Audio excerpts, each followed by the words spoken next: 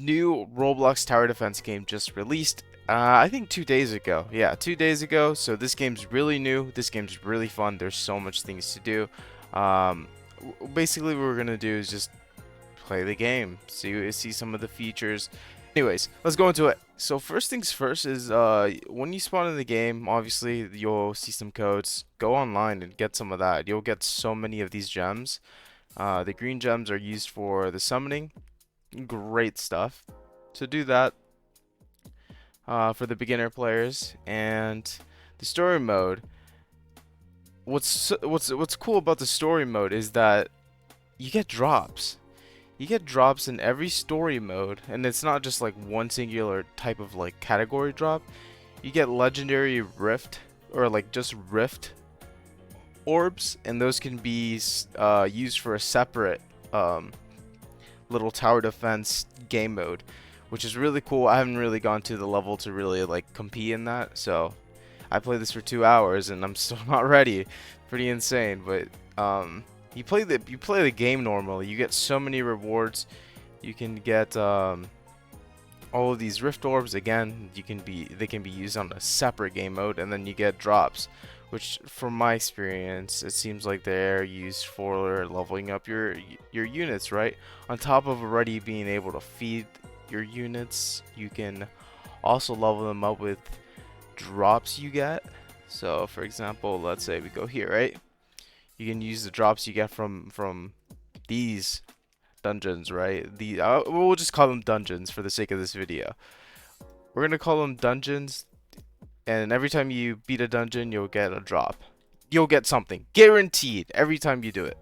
So let's say you use or you get the lesser emerald, and it says used to rank up natural units, right? So if you have a natural unit, then you can level it up. I don't know exactly how you know which one is nature or not, but after you play the game so much, it doesn't even matter. And the place you use those is, let me go over there really quick. That's the summoning area. We're waiting for a unit there too, but here, I think this is where you go. Click a unit, go right here. You upgrade it, right? So now it does a little bit more damage, which is sweet. We love those. And that's too much for me because I don't have enough. Here you can go in traits. I haven't done traits actually. Harry is a really good unit that I like, by the way. Let's see. So I guess I'll just do one roll on Henry, because why not? What does it do? I don't know what it does. Oh, 5%. That's not bad. Cool, man. So you can there's like so much depth even with just like the basic part, right? You go into a dungeon and you get a bunch of jobs. Those jobs can be used for a lot of things, right? To upgrade your units, to go into another game mode to get better rewards, which is a lot harder, by the way. And you get more loot on top of that. More loot, more loot, more loot. The units are pretty cool too. The units have a very, you kind of have to like experiment and see what they all do. Literally my last game before I finished the second world, I found out that the curly brow Sanji, right? This Sanji unit is a really easy unit. You can get it too. Sanji, he can buff units and make money. That's pretty crazy. I don't know about you. That's pretty wild. He can make money and he can buff units.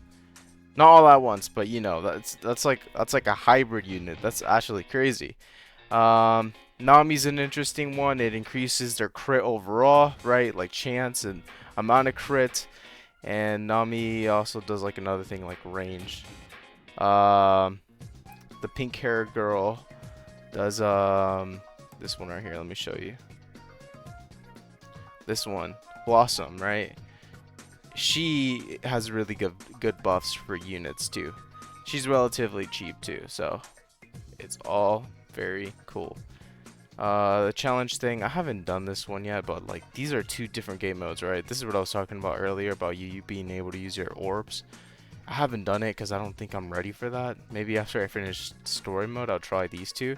But like, even me, I've played like 2-3 hours already, and you know, there's still a lot to do, and still a lot of things to understand. Right? Go into my inventory, and I don't have artifacts yet, but we go into my inventory, go to items.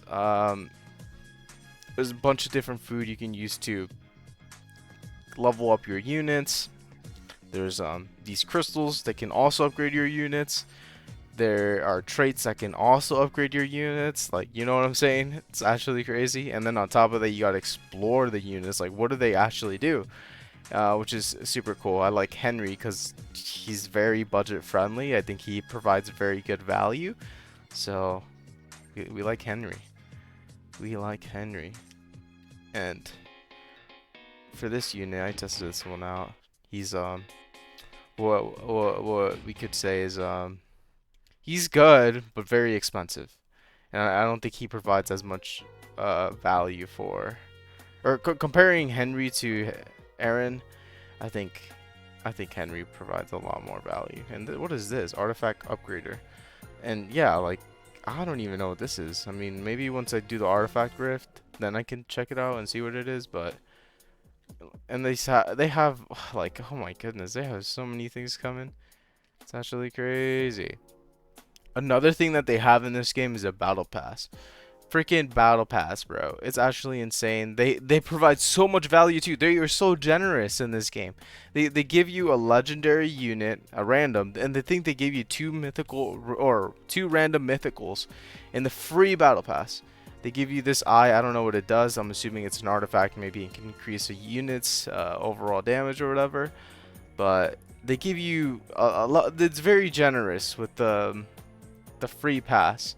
I think, what was it? I think they can give you another. Yeah, here's the other mythical. And is there another one? No, but I don't even know what this box thing is at the end. But two mythical units on a free battle pass. Mind you, mythical being the highest rarity in this game.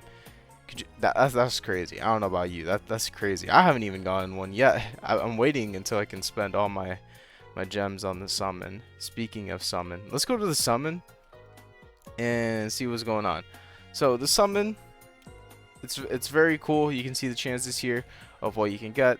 It tells you the chance of getting the mythical, and you have once you get a mythical, you have a 50% chance of whatever's on the banner. So right now it's Whitebeard. So you have 50% chance of getting Whitebeard if you hit a mythical chance. And the other 50 can be like all the other units. So very interesting. Power exchange, you gotta have the same units to do that. So example, if I want here, maybe I can just do this here. Hold on. So I'll do this, and then I have to do this, right?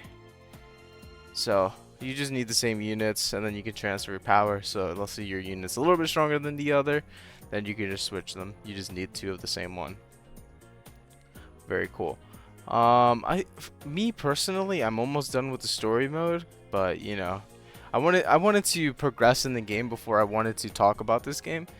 I don't know. I felt like it was right, so I progressed a little bit in the game before I started yapping and pretending like I knew what I was doing. And I think it's more interesting that way and helpful to the viewers, which is you, right? You're watching this. So let's talk about some of the stuff here. Oh, actually, let's talk about the units. The very beginning units you'll get is I think it's Naruto, and then Zoro, and then this guy, and then this guy. Yeah, I think it's those four. Yeah, I think so. But the point being, Naruto is a very, very good unit for beginners. In my experience, there's a very friendly path you can choose. And oh my gosh, we'll get into paths in a second, but there's a very budget-friendly path Naruto has, which is really good value in the beginning of the game.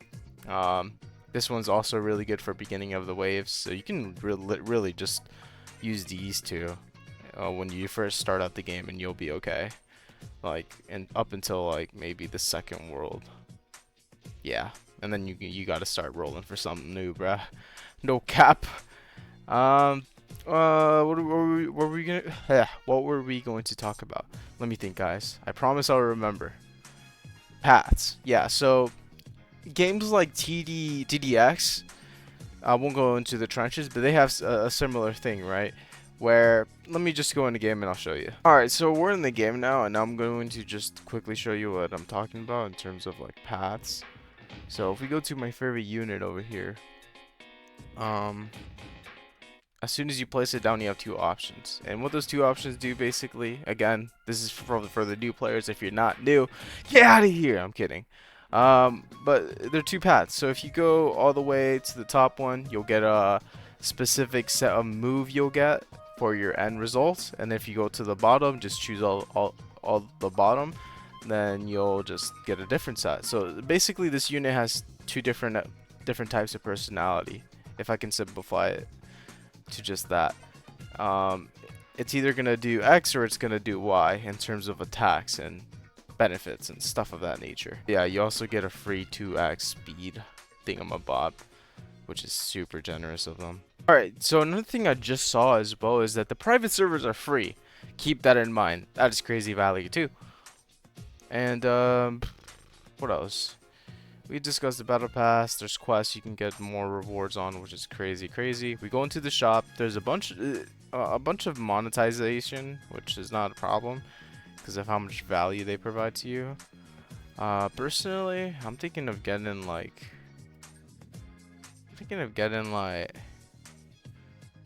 the pilot pass, because if you check how much the battle pass costs, yeah, dude. You can get a free battle pass for 200 Robux if you buy the. Anyway, I won't go into it, but the VIP and the pilot pass, because those are crazy value. 10% summon discount. You get exclusive VIP tag. I don't really care about that. Display, bruh.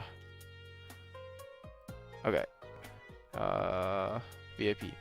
Display 3 units at once. I don't really care. The loot magnet's pretty good because sometimes, oh, I mean, you could just AFK honestly in this game at that point, because not only do you get loot when you complete a dungeon, you also get loot just by randomly playing the game. Sometimes they literally just drop it on the floor, and it does disappear. I tested it. It does disappear if you don't pick it up in time. So you get drops after you defeat the dungeon and during the dungeon, so it's really cool. VIP is definitely gonna provide you that extra value in every dungeon that you do, especially if you AFK this game.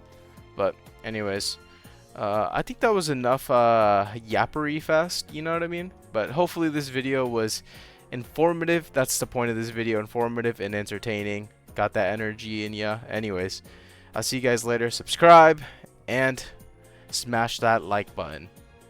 Smash that like button. Smash it.